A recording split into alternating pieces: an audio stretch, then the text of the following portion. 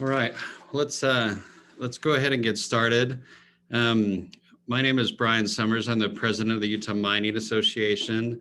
Again, appreciate you being here this morning. We're excited to have the opportunity to talk a little bit about what happened during the legislative general session that ended just on March 5th.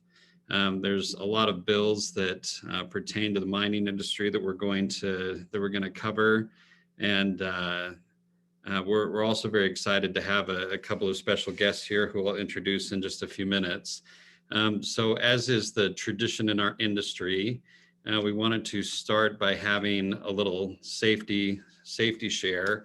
And I'm just going to talk briefly about an experience that I had just over the weekend.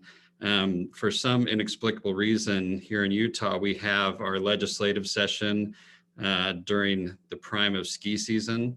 And so the first time I actually got a chance to go up skiing was over the weekend. And I was following a group of people and going down a run, and realized quickly as I got going down the run that I didn't take the normal path on that particular run that I normally would, and ended up in an unfamiliar run. And at the bottom of that, the first section of that run was actually a little drop off that went over a cat track, which I was not prepared for. And so I took a pretty decent spill, which luckily doesn't happen that often with me. And it reminded me that in skiing, as in life, as in mining, you need to know where you are and where you're going, make sure you're on the right track, you're in the right place at the right time. I'm reminded that over the last number of years, the majority of fatalities that we've had in the mining industry nationwide have been actually powered haulage fatalities, where people are in the path of mining equipment, or they're in the path of conveyor equipment and end up getting seriously injured or killed. And so just a reminder: make sure you know where you're going, where you're supposed to be, and keep yourself safe out there. So I'm going to start by just going over some of the numbers for the last session, and then I'm going to introduce the two guests that we have here. So the 2021 session, by the numbers, are by per the Utah Constitution, our general sessions are always 45 days from start to finish. This year was a very unique session because there were quite a few COVID restrictions, and so it didn't have the normal flavor that it usually does, where there's lots and lots of people in the Capitol, and everybody's outside of the chambers trying to grab legislators and talking to one another. The Capitol was quite empty for most of the session.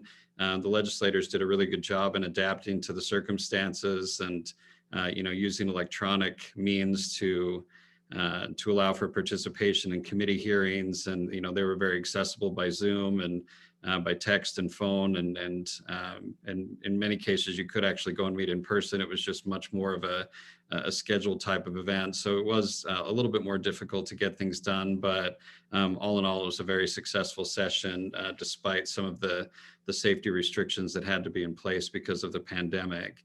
So this year there were 774 bills that were introduced, which is an average of about 7 bills per legislator.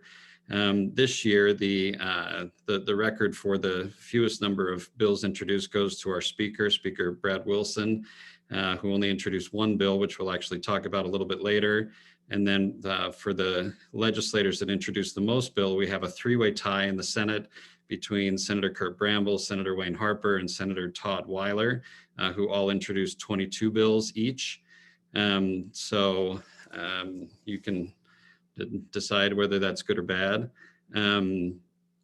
This year we had 502 bills that were passed, which is not the fewest number of bills we've had passed in the last number of years, but is about average, actually, maybe slightly less than average. And again, the legislators were quite efficient, despite all of the COVID restrictions that were in place. And we're still able to move a large number of bills through. And then this year, the largest budget we've ever had, $23.45 billion budget that was passed through the legislature.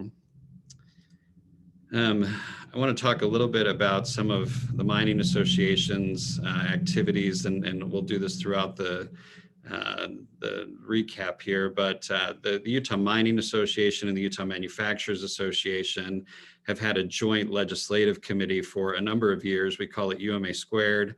And just to give you a sense, of what we were doing. We also have some other, the Petroleum Association and other industry associations also participate in that as well.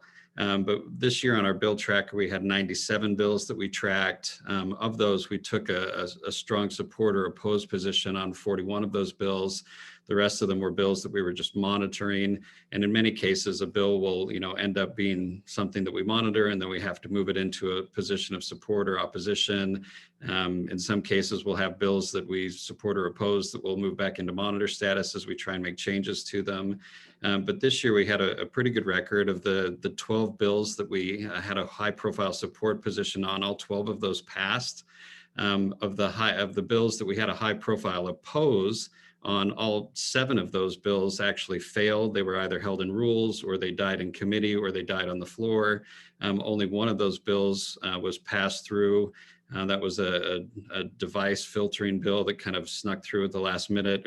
To be honest, it was frankly more of an issue for the manufacturers than it was for us.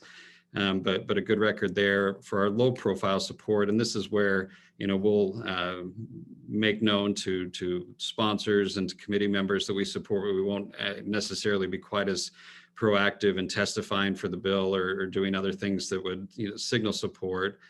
So for our low profile support bills, 14 of those passed and 4 of them failed. And then for our low profile opposed, all 3 of those died, and mostly those died in the rules committee or in the standing committee. So again, a pretty good record. And the 97 bills that we had on our official tracking sheet are not all the bills that we were tracking as an association. I actually ended up with 164 bills on my bill tracker. A lot of those didn't end up needing to be things that we had to worry about. Sometimes you just see a scary title for a bill file and you throw it on your tracker, and then it ends up being something that doesn't pertain to us. But every session we're tracking a large number of bills to make sure that we're not missing anything that could have an impact on the mining industry. So now I'd like to introduce 2 very special guests that we have with us today. The first is Representative Carl Albrecht. Carl Albrecht is the representative from District 70 here in the state, which is sort of the central part of our state. So he's got, and I'm sure I'm going to miss something, but Representative Albrecht has parts of Sevier, San Pete, Emery, and Grand counties, if I'm remembering correctly, and he can fill in if I missed part of his district. He has a very large district, but he's one of our real champions for our industry. He's the chair of the Public Utilities, Energy, and Technology Committee in the legislature, and he actually, before he joined the legislature for 25 years, was the CEO of Garcane Power, which is one of our rural electric cooperatives. And I'll introduce Thom now, but he'll go present after Representative Albrecht. But Thom Carter is also with us, and he is the new executive director of the Utah Governor's Office of Energy Development. And I've had the pleasure of working with Thom for a number of years previous to coming into the Cox administration. He was the executive director of UCARE, the Utah Clean Air Partnership, and has a long and distinguished career before that in politics and policy in various parts of the country and in the world, actually. So we're very excited to have both of these guests here today. So again, we'll turn the time now over to Representative Albrecht to talk about some of the bills that he focused on during the session. And then following that, we'll hear from Thom Carter to talk about some of the bills that he was focused on, and also to talk about the upcoming plans for the Cox administration on our state energy policy. So I will hand it over. Can you hear me, Brian? We can hear you, Representative. Okay. Good to be with you today. Maybe I could just, I think Brian got it right on my district. It's pretty much all of Sevier County, a little slice of South San Pete, all of Emery County except Green River, and most of the city of Moab. So it's It's diverse, but it's also very, very large. I might go into a few details of the budget that you might be interested in before I talk about 2 or 3 bills that affected your industry somewhat. There was, he said, $23.5 billion budget. We did make $100 million in tax cuts.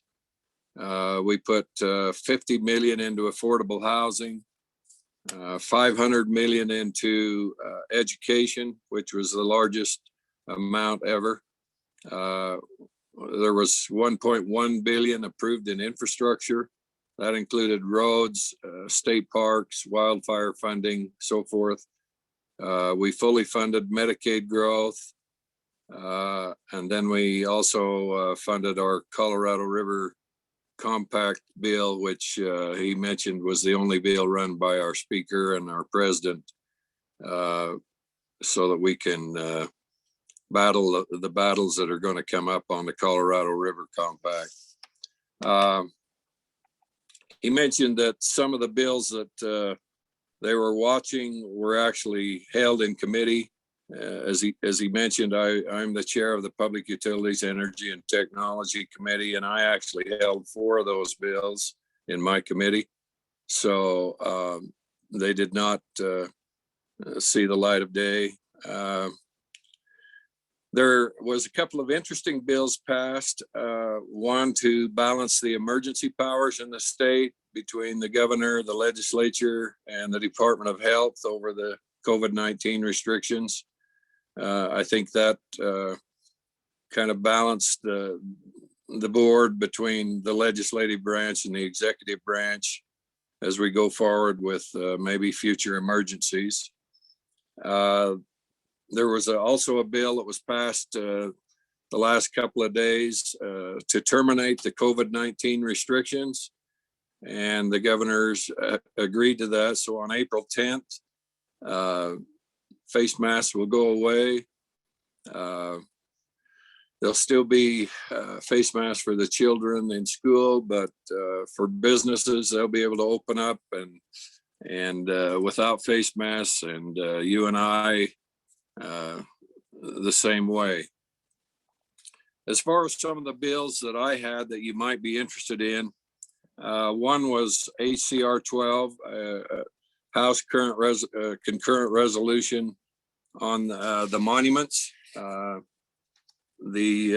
leadership asked me to run that in the House. It was basically encouraging a more cooperative action regarding our national monuments from the Biden administration. We don't have a lot of cards to play there. As you well know, the Biden administration controls the House and the Senate. So we were just asking if we could have a seat at the table to discuss future management issues of the monuments. I see yesterday or the day before where the Senate confirmed Deb Haaland as the new Secretary of Interior. So she'll be making a visit to Utah to review the Grand Staircase Escalante Monument and also the Bears Ears Monument. Fully expect those to go back to their original size under the Obama administration. But basically what the resolution said is, look, we'd like a seat at the table. We'd like to cooperate and hopefully maybe get some funding for a nice visitor center down on the Bears Ears that maybe the Native Americans could operate and do some things similar to what goes on in the cultural center over in Hawaii. Actually, maybe bring some economic development down there to San Juan County. So that was the resolution. A couple of the bills you might be interested in. I did run some amendments to the state energy policy. Worked with Brian on this and the oil and gas folks and electric utility folks. Basically, the changes that were made to our state energy policy, we included pump storage for Rocky Mountain Power, as they have some of that up in the Northwest. We also included hydrogen from all sources, whether that be coal, natural gas, water, as part of our future energy system. And then we said, look, with the situation that went on in California last summer, with the heat and the fires and the rolling blackouts and the situation that recently happened in Texas with the ice and the snowstorm, shut down their renewables, their solar, their wind. Some of their gas plants was exposed and didn't operate. And so they had the blackouts as well. And we said, look, we want to protect Utah from getting into that situation. So let's make it so the utilities have a proven and cost-effective dispatchable energy reserve to meet the grid demands, so that anytime there's an emergency, whether it be weather, an act of God, whatever that case might be, if we have wind and solar on the grid, that the utilities must have enough dispatchable electric reserve, proven reserves, and so that would be coal and natural gas, to meet the grid demand. And I think that firms up our system deliveries, so that they know they're on alert that they have to provide this proven reserve energy to our grid, so that we don't get in the situation that happened in California and Texas. And maybe when Thom Carter talks, he can elaborate on that a little bit more. One that you all might be interested in was House Bill 356. It was called Rural Economic Development Tax Increment Finance. The urban areas have had an EdTIF for many years that attracted new businesses by providing incentives. This is a rural EdTIF. And so it applies to 4th, 5th, and 6th class counties generally. So if somebody wants to come into the area, or a new mining load, for example, this EdTIF, the rural EdTIF, includes industrial, manufacturing, distribution, business services, agricultural, and mining operations. So let's just say there's a new mine developed, and they or you do some upgrades to a mine. If you put up $250,000 to purchase capital or fixed assets in a 4th, 5th, or 6th class county, you're going to get a tax credit of up to 50% as a result of that. So we hope that this bill will bring some development into rural Utah, some new business, maybe expand some business in agricultural and mining. And we think it'll be a game changer for rural Utah. I think the governor feels that way, as well as our legislative leaders. And it received really good support as it went through the legislature, because folks know that it's a little bit different situation in rural Utah. I run 2 or 3 other bills. One I might just mention is we removed the sunset on the Rural Online Initiative, which was a bill that we got started 3 or 4 years ago, so folks could get trained to work online. We found out just how valuable that was during COVID period, when we were all Zooming and so forth, but they removed the sunset on that because it was such a successful program. It was one of the very few programs that didn't receive a cut during the COVID-19 special sessions. I'll just briefly mention a couple others. House Bill 247 was a transient room tax. This bill I ran last year. I also made some amendments this year. We found out that during COVID, a lot of folks on the Wasatch Front bought them a new trailer house and a razor and headed to rural Utah to recreate. And a lot of our communities where there was a national park or state parks, our gateway communities were kind of overrun with folks. And so we changed the formula in the transient room tax. That's the tax that's collected on motel rooms, restaurants, so that a greater percentage of the dollars goes towards infrastructure improvements rather than advertising. I think the Mighty Five's done its job. We got plenty of people coming to visit our parks. That was a hard bill to negotiate with the tourism folks, but we got it done. And so now there's actually 8% more of that money that could be used for infrastructure needs in some of these communities. Just give you an example, over here in Wayne County, they have 97% public lands. The other 3% is private, and of that 3%, 45% of it's on greenbelt. So their taxing structure is from property taxes almost nothing. So this bill will help them. They'll be able to use more dollars for infrastructure needs, and all other rural communities that have a national park or a national monument within their boundaries. It does not affect Wasatch Front communities or counties or Summit County. And the last one, if you've got little kids and you like to go camping in the state parks or our national parks, House Bill 111, it was off-highway vehicle amendments.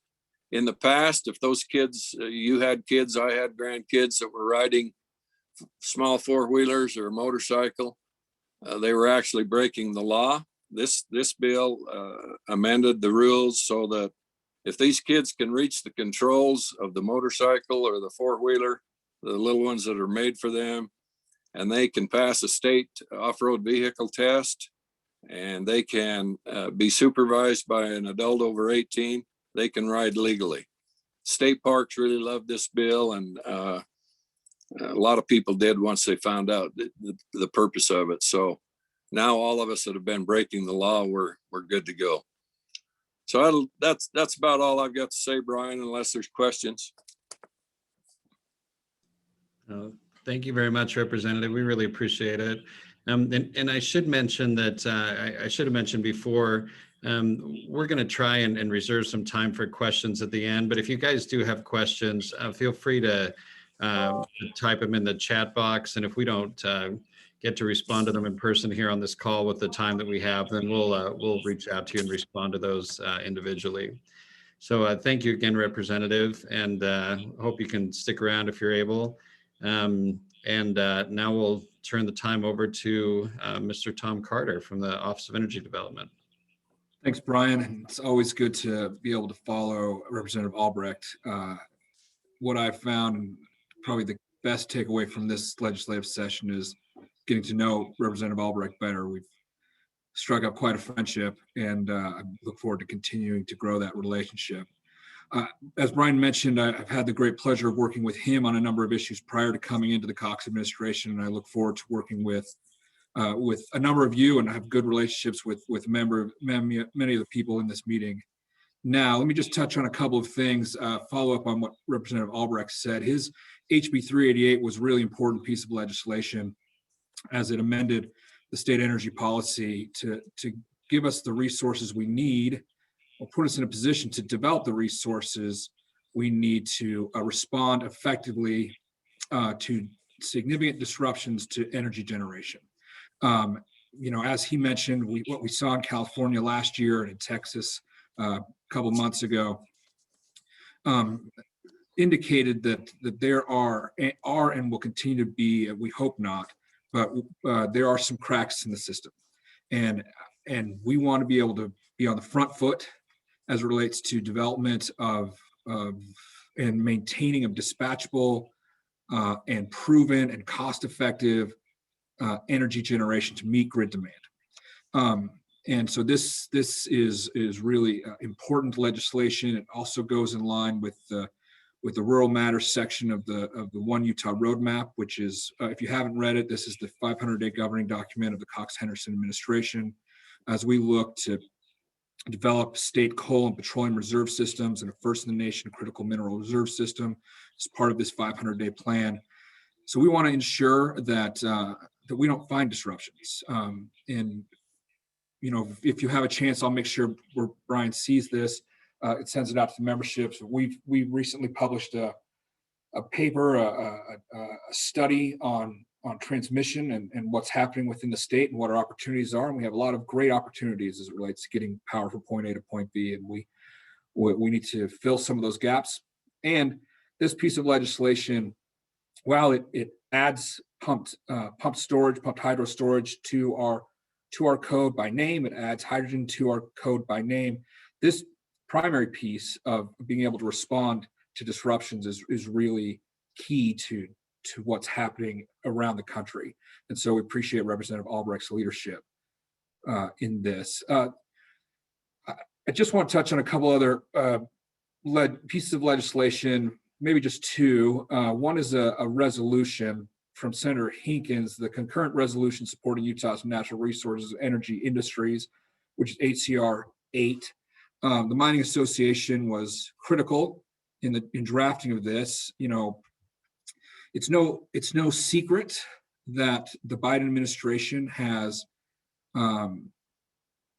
expressed some, how do I put this politely, has expressed an adversarial view on mining and on mining some things that we like.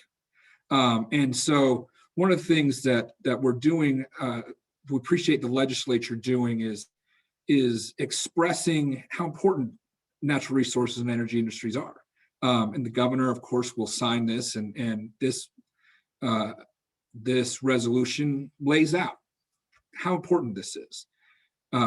This goes in line with two letters and statements we made in relation to orders that came, secretarial orders and executive orders that have come from the Biden administration in their first 40 days in office. I guess it's now more than 40 days, really what happened in the first 10 days of office, as we try and respond to their lack of understanding of what the extraction industry means to our economy, to our way of life, to our national security. And so this concurrent resolution is an important piece of that. We also will be joining some lawsuits here. One on the oil and gas moratorium, one on the social cost of carbon, one on the Keystone Pipeline. That litigation is ongoing and pending, and we're working with a number of states to ensure that our message and that the understanding of what can happen and should not happen. So just wanted to give you that update, let you know that that's where we're going as an administration, working with the Attorney General's office to ensure they have the information that they need. The other piece of legislation I want to touch on was kind of the big bill that impacted the Office of Energy in a very positive way, and that was HB 346, which Representative Casey Snyder ran, called Natural Resources Entities Amendments. The Office of Energy has been the Governor's Office of Energy for about 10 years. Prior to that, it lived at DNR as a section, then it went over to DEQ, and it's kind of been bopping around for the last 20, 25 years. What was determined was part of the struggle with effective energy policy was we've kind of been siloed. The left hand didn't know what the right hand was doing, and so what Governor Cox wanted, and through this Representative Snyder's bill, was to get some of these organizations, some of these state agencies that work with natural resources, that work with the mining industry, that work with throughout the state, just to tear down some barriers and work better together. So the Office of Energy Development, our code got moved out of the governor's office and into DNR. So we are now an office of DNR. However, because of the importance of energy, my role still maintains a reporting element to the governor, including including still being the governor's energy advisor and, just a hardline reporting element to the governor. And so we're still trying to figure out what that means. Additionally, this legislation creates a coordinating council to tear down those silos, where the head of the DNR, the head of the DEQ, the head of Ag, head of PLIPCO, and myself, the head of Energy, will meet at a minimum of monthly. This is not a regulatory group. It's a group, it's just for us to get together to ensure that the right hand knows what the left hand's doing, that we are coordinating from a policy, regulatory framework. We're all kind of working together because, as you know, DEQ could be doing one thing and DNR could be doing another thing, and Energy could be talking about a third thing, and that's just not productive for you. And we, from an executive branch mindset, we want to make life as easy for you as possible. And this is the first step as we try and reform executive branch government, which leads to kind of my final point. And I appreciate you giving me some time. As you all know, Governor Herbert had a 10-year energy strategy, strategic plan. And that sunsets this year, and it sunsetted, of course, as he left office. One of the things that I've been tasked with is to help develop our forward-thinking strategic plan for energy. As we know, the market is driving energy in new ways, and we are a firm believer in the market in Utah and in this administration. And so, over the next few months, before the end of the year, we are going to sit down and work with stakeholders and create task force and subcommittees to engage in a process to help us understand what's happening here in the state of Utah, to listen to you, to the sector, to understand the markets, and to develop not a 10-year plan, because more is going to happen in the energy sector in the next 5 years than happened in the previous 5, previous 10, and probably in the previous 50. And so we want to have a forward-thinking strategic plan that helps us have ideas in place for 3, 5, 8, and 10 years. And so we're going to be working on that. We've got a pen here that we'll be drafting and working and writing. It will be a public process. There will be public hearings. We'll be engaging in we hope, productive dialogue. And then, of course, this whole process will be announced by the governor in the near future, because this will be, of course, his plan. Extraction is a big and important part of this, and you can see that as you read. I keep this on my desk, mostly because I don't. If the governor or the lieutenant governor walk by, I want them to know that I'm part of the team. But if you read this One Utah roadmap, you'll see that there's that, especially Section 3, that rural matters. Your industry is very important to what we do, and your industry is very important to the state. And so we're excited to continue this partnership and to strengthen this partnership. I'm happy to answer any questions now or in a future meeting, come back and just discuss anything. So thanks for your time.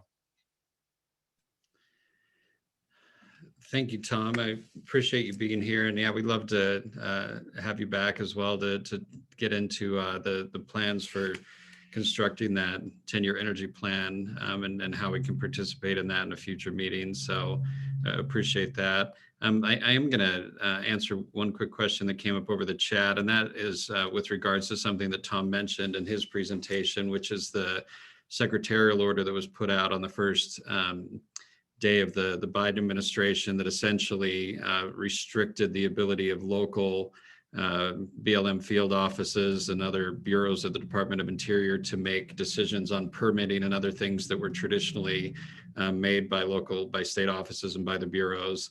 That will expire over the weekend, and so those decisions should be back in the hands of state offices. But there's obviously a lot of other challenges that are on the horizon, as Thom and Representative Albrecht mentioned. And I would like to give a shout out to the Cox administration and to our federal delegation and the leadership in the legislature. They've done a really excellent job in coordinating and having a unified response about some of these executive orders and secretarial orders and other things that have been coming down the pike from the Biden administration. to have letters that are signed by our governor and lieutenant governor and the speaker and the president and our whole federal delegation, the attorney general, it's very, very powerful. Again, in some cases, we don't have a lot of good cards to play, but the fact that we're all having a unified message and that the state is unified in what its response can potentially be to some of these challenges, I think is very, very important. And we'll talk a little bit more about some of these things that have come up as a result of legislation or resolutions that were passed during the session as well. So I'm going to share my screen again here and go through some other bills that came up, and some of these were already dealt with, so I'll just talk about them very briefly. One bill that I want to start with is SB 133, and this was severance tax amendments, and this actually changes the way that some of our regulatory agencies are funded for their activities that pertain to oil, gas, and mining. And so, as you know, many of the producers that we have here in the state pay severance taxes to the state, and these are taxes that only pertain to oil, gas, and mining industries. And what we were finding is that a lot of our regulatory agencies were receiving pressure from certain legislators to increase industry fees in order to, quote unquote, have the industry pay for itself. Not recognizing that we're paying tens of millions of dollars in severance taxes every year directly to the state. And so we're more than paying for ourselves with tens of millions of dollars in remainder. And so what SB 133 does is actually to set up a number of restricted accounts and to take a small percentage of money that's coming in from the severance tax, which again only applies to our industries, and put those into these restricted accounts. And then the legislature will appropriate money out of those restricted accounts to fund these regulatory agencies. And so this SB 133 applies to the Division of Oil, Gas, and Mining, to the Utah Geological Survey, and then to the Division of Air Quality and the Division of Water Quality, only for those activities that pertain to oil, gas, and mining. And so we feel like this will give the ability to have some more steady revenues for these regulatory agencies. And also we feel that it provides a really good market signal, both to legislators who need to understand that again, our industries are bringing in tens of millions of dollars in these direct severance tax payments, not to mention all of the mineral lease monies and other contributions that we make to the state. But also for the agencies, so that if we do have, a number of years of good production, their budgets are going to go up. And if we have a number of years of bad production, then their budgets are going to go down and they'll have to readjust. And so we don't end up with the type of situation that we have with some of our federal agencies where, the actual market conditions for the industries that they're regulating has very little to do with the size and scope of the federal agencies. So this does give them a 3-year rolling average, so there won't be massive fluctuations from year to year, but we do feel like this is a very important bill that we were grateful to work on with Senator Hinkins and with Representative Lund, who sponsored it in the House. Frankly, we were expecting this was going to take a couple of years to get done, but we were able to get it done in this session, and we're grateful for that, and grateful for the participation of the regulatory agencies as well that helped to make sure that we were putting a good system into place here. Thom talked a little bit about HB 346 that puts his office in the Department of Natural Resources. The other part of that is HB 368, State Planning Agency amendments, that takes PLPCO, the Public Lands Policy Coordinating Office, and actually puts that into Department of Natural Resources again. And so like Thom, we'll still have that direct line to the governor. Reg Johnson, who's the director of PLPCO, will also have a direct line to the governor. And so it doesn't diminish the number of seats we have at the table. We'll still have the same amount of people there in cabinet meetings representing our interests and our industries, but it does provide a mechanism, as Thom mentioned, for much better coordination between these important agencies for our industry. So we're very grateful for that. The other thing that I want to mention is HB 348, which is Economic Development Amendments, and this made changes to the Governor's Office of Economic Development. changes some of the structures there in terms of the oversight that creates a new Economic Development Commission, and then the GOED board and tourism board and other boards that had traditionally been sort of more independent and in GOED become subcommittees of this larger Economic Development Commission. One important change that we had that we were able to make to the bill was that this Economic Development Commission is tasked with going out and consulting with various groups that are, economic activity groups that, have make contributions to the state's economy, and this would include, associations of governments and chambers of commerce. And we were able to add in industry associations like the Mining Association as one of those groups that this commission has to consult with. And so hopefully that will also lead to some better coordination and input for our natural resources sectors. Representative Albrecht did a wonderful job in talking about, and Thom as well, about HB 388.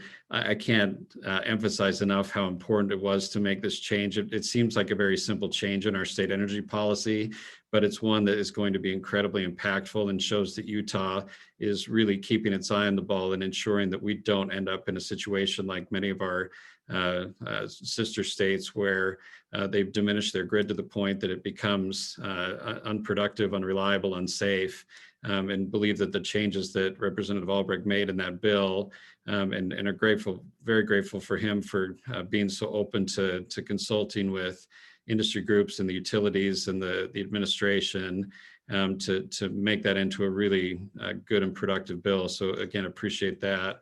There were 3 different bills that dealt with hydrogen in this session. One of them, HB 223, Alternative Fuel Incentive Amendments, gives a small tax incentive for the production of hydrogen. This was a bill that we worked on substantially with the sponsor, Representative Melissa Garf-Ballard, and got it to a point that we could support it because it dealt with all forms of hydrogen production. So again, hydrogen that comes from electrolysis of water, but also that comes from coal gasification, and from natural gas. It's a much smaller and simpler bill than it was the first time around, thanks largely to Representative Albrecht's good leadership in his committee and really holding the line on making sure that only a bill that was beneficial and even-handed about the types of hydrogen that were dealt with in the bill would get through his committee. A bill that didn't get through his committee, which we were very happy about, was the hydrogen tax credit amendments. Unfortunately, the sponsor was not willing to open up this bill to all forms of hydrogen productions, and so we had to oppose it. And it ended up dying in Representative Albrecht's committee, again, thanks to his good leadership. Another bill, enterprise zone tax credit amendments, also dealt with providing some tax incentive for hydrogen production. This bill wasn't in Representative Albrecht's committee. It was in the Rev and Tax, and it actually did get through committee, but then died in the Senate on the last night. So I think that the hydrogen bill that was probably the most productive or the least offensive was the one that ended up getting through, and the others didn't. And we look forward to having a more comprehensive hydrogen strategy as part of the efforts that Thom was talking about to recraft the state energy policy.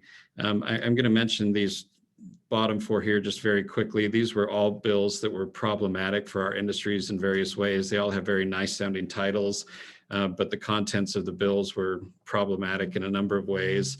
The first one, HB 145, would have essentially drastically increased our clean and renewable energy portfolio standards here in the state in a way that was going to be very problematic for us.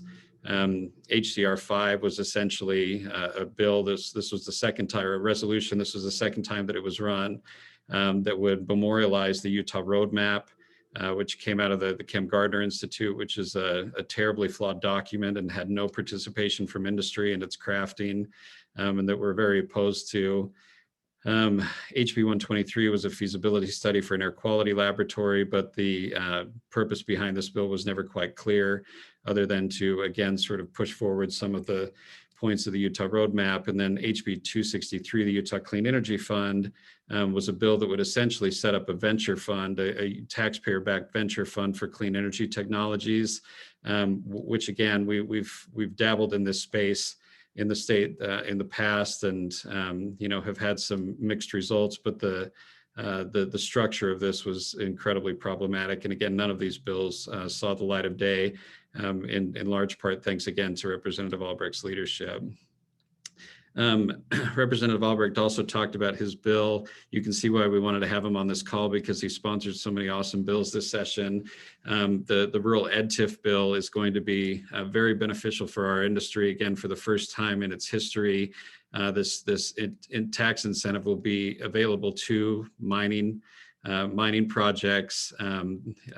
This is something that builds on the work also of former Senator Okerlund, who introduced this idea last year as well. And then Representative Albrecht was able to get it over the line this year. And so this is a very powerful tool that will allow for support of new mining projects, new capital investments, new job creation in the rural parts of our state.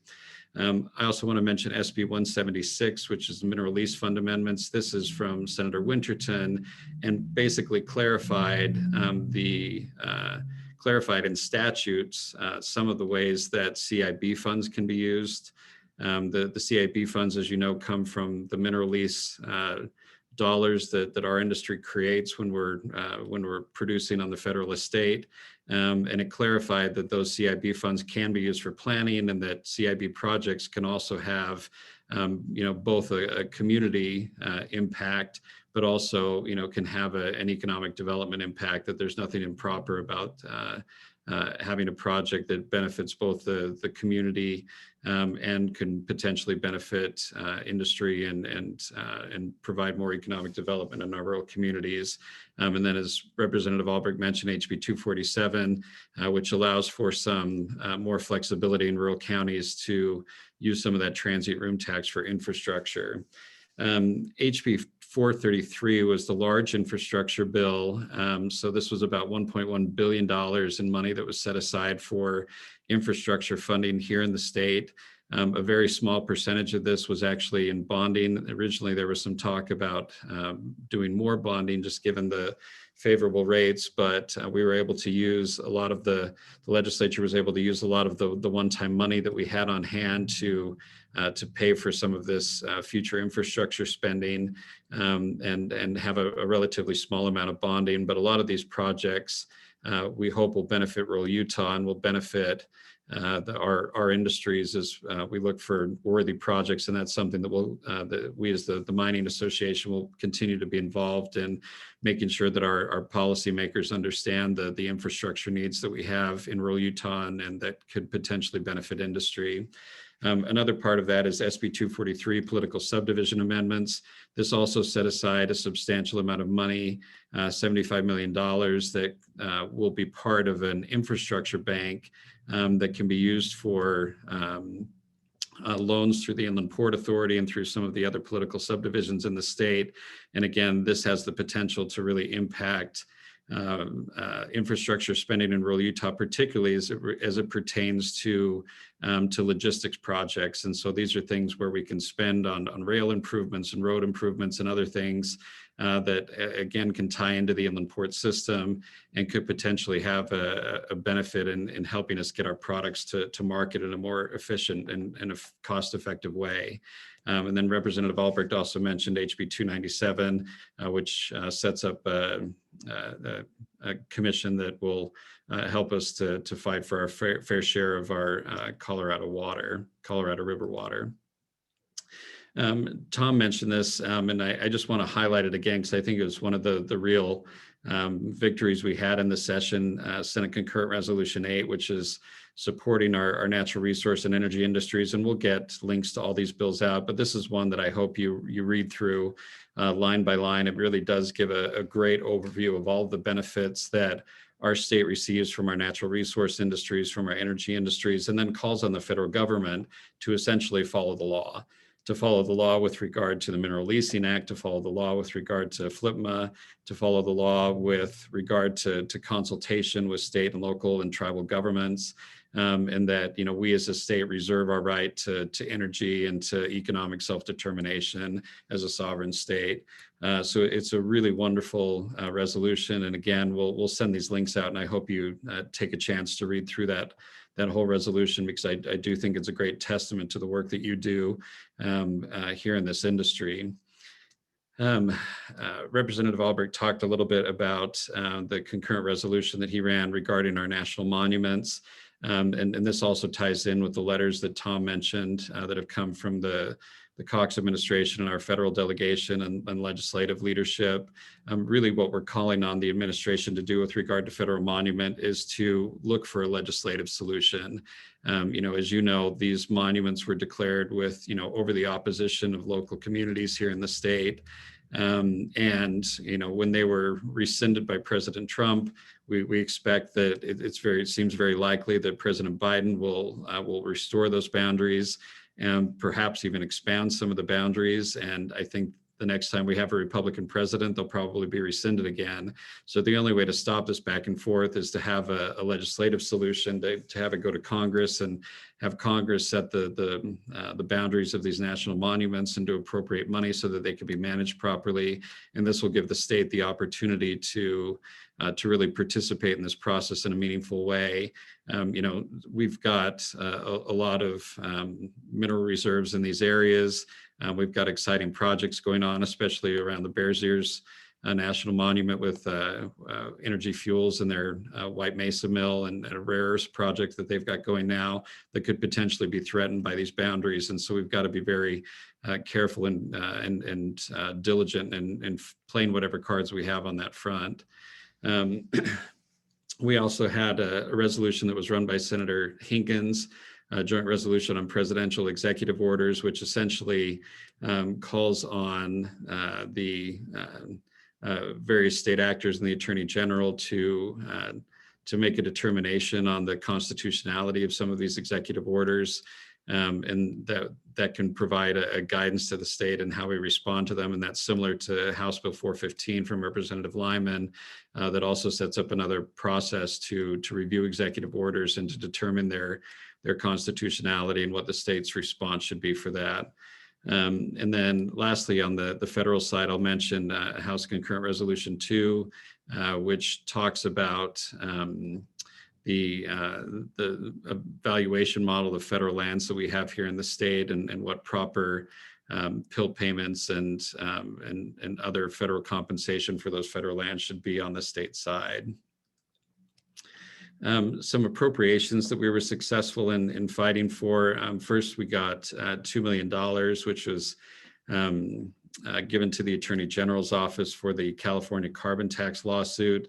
This was money that was actually appropriated a couple of years ago and then had some administrative problems that ended up having the money returned back to the legislature. And we've been fighting. We got it appropriated in the last session, and then it was stripped back because of the COVID clawbacks, and we were able to get that restored so that we can pursue that carbon tax lawsuit against the state of California.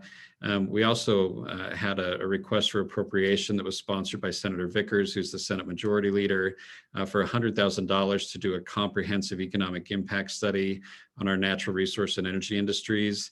I'm sure that you guys have heard, as you know, other opposing industries and sectors will sometimes talk about, you know, they give these big numbers about how they have a $6 billion economic impact or an 11 or a $20 billion economic impact. And frankly, we just don't have good numbers and hard data to support what our true economic impact is as natural resource and energy industries. There have been various studies that have been run on these issues, but most of them have been fairly narrow. Some of them have been incredibly flawed, frankly, in how they were assessing the economic impact of our industries. And so we're with this $100,000, this will go to the Department of Natural Resources, and they've committed to do a request for proposal to some outside entities, and we'll hopefully get an outside entity that can do this and really get us to that big top line number and get good solid targeted data about the impact that we have here on the state. I just briefly want to mention there was a bill that didn't end up getting funded in the end, the grant program for small businesses. This was a COVID relief program targeted for businesses that had suffered economic losses as a result of the pandemic. There was some money that was appropriated to the Governor's Office of Economic Development to do roughly the same thing. And so we'll have information forthcoming on that. It's not a lot of money and it's not targeted at industries in the same way that the SB 2009, which was a bill that was passed during one of the special sessions that created the Oil, Gas, and Mining Grant Program. We were sort of advocating to have that program re-upped, but weren't successful in getting an industry-specific program. No industries were successful in getting industry-specific programs. So that the Oil, Gas, and Mining Grant Program money was gone within 8 hours of when the program opened up late in the summer. And so we're hoping that there might be still a potential to re-up that program once some of the Biden COVID relief money comes to the state. Some miscellaneous bills that I wanted to touch on briefly: HB 79 mineral and rock amendments. This was a cleanup bill from Representative Brooks that last year he ran a bill that essentially added basalt into the sand and gravel exemption. And this was just a bill that cleaned up the definition of basalt to something that was more supported by the Utah Geological Survey and was better supported by the science. So something that we were supportive of. And then SCR 6 from Senator Hinkins, which was a resolution supporting the federal government's continuation of the uranium mill tailings cleanup in Moab, and getting the money appropriated to finish that project on a federal level. HB 217 is regulatory sandbox program amendments. This creates a regulatory sandbox within the Governor's Office of Economic Development to where any industry, any company in the state can make a petition to be exempted for a short period of time from certain regulations in order to pursue innovation. And these aren't regulations that pertain to safety and health, or they can't be regulations that would threaten our federal primacy with some of our regulatory programs, but does give an opportunity for industry to potentially test out some new and innovative technologies that may have a problem being implemented, but for regulatory restrictions. And so this was a bill that we've gotten commitments from the Governor's Office of Economic Development that we will have, heavy industry representation on the oversight board that this creates. Two bills that didn't succeed that I just want to throw out there for you. SB 208 was a bill that would have restricted the ability of employers to require certain like vaccinations and testing. It ran into all kinds of problems with federal safety regulations and other things. And so luckily the business community, including the Mining Association, was very adamant in helping the sponsor recognize the problems that this created. And luckily this was tabled. And then also SB 129 with real property recording amendments. This would have changed the way that mineral leases and other claims are recorded through county recorders and could potentially create problems for our industry going forward. This has the potential to come back, and we'll be in touch with those of you that this might affect so that we can get feedback and try and ensure that this doesn't become a problem for us in the future. But again, luckily this was one that we were able to get tabled in the last days of the session.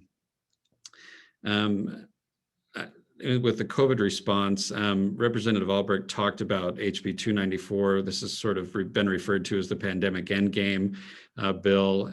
Again, this rescinds the state's mask mandate and makes other changes. You can see here the conditions that have to be met before that mask mandate is lifted in April. I also wanted just to circle back and talk again about SB 2004 that was passed during the special session. And this was again a special session bill that was sponsored by Representative Albrecht that put a pause on new rulemakings and fee increases for DOGM, DAQ, DWQ for fiscal year 2021. And so this is still in effect until June of this year.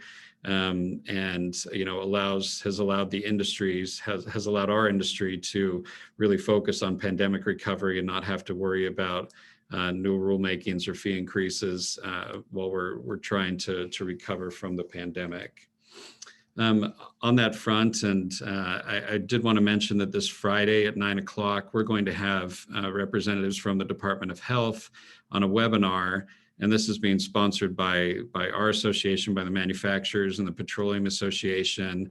The Department of Health has a program where they will allow employers to actually do vaccinations on site for their employees, assuming that they meet a number of requirements, both state and federal.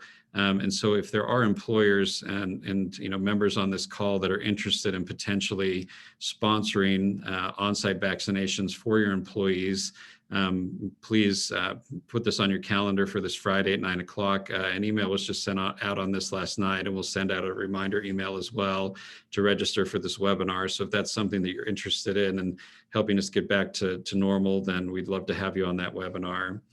The last thing I'll say is that one of the things that came up during the session a lot, we have a lot of new legislators. We had a lot of visibility for our industry. Some of that was due to these threats that we've had from the new federal administration. We were able to do presentations to the House Majority Caucus, to the Rural Caucus, the Yellow Cake Caucus, a number of associations of government, chambers of commerce during the session to talk about some of the threats that are facing our industry right now on the federal level.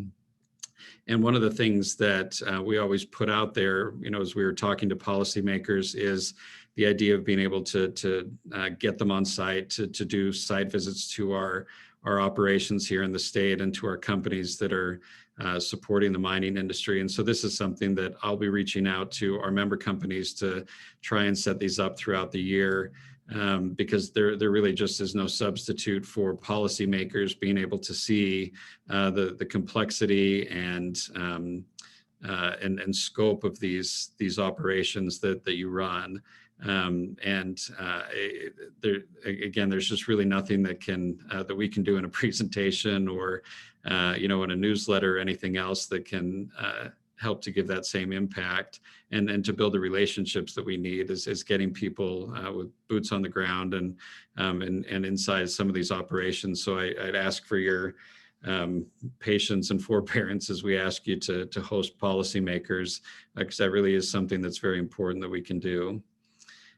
So we are out of time, but again, for any of you that put questions in the chat box, we will respond to those. And we really appreciate your time. We appreciate, again, Representative Albrecht and Thom Carter for their participation today. And let me just say on behalf of the Mining Association, it's a great honor to be able to represent you. When I go up to the Hill and people there really understand the contributions that you make to our state economy, the importance of what we do, the necessity of the critical minerals and other commodities that are produced here in the state, the great employment opportunities and the family and community sustaining wages that are paid by our industry. It really is an honor to be up there. There's a lot of lobbyists that don't have the honor of representing a really great industry, that represent pretty shady industries, in my opinion. And it's wonderful to be able to walk into a room and work with representatives and senators that understand the benefits that we bring to the state and the necessity of our industries and the goodness of the people that are working in this industry. And so I appreciate that. I appreciate your support for the Mining Association, which allows us to go out there and advocate for you. And again, this is the legislative session is kind of our Super Bowl for the Mining Association. This is where the big decisions are made that really affect us on a day-to-day basis. And so we appreciate the support you give as members to allow us to do that. So thank you again for being on today. And we'll answer any questions that are in the chat box. And if you ever have any questions on individual pieces of legislation or your things that you're concerned about, please contact me here at the UMA or Liz or Bren, and we're here to help and support you. So thank you again, and have a wonderful day.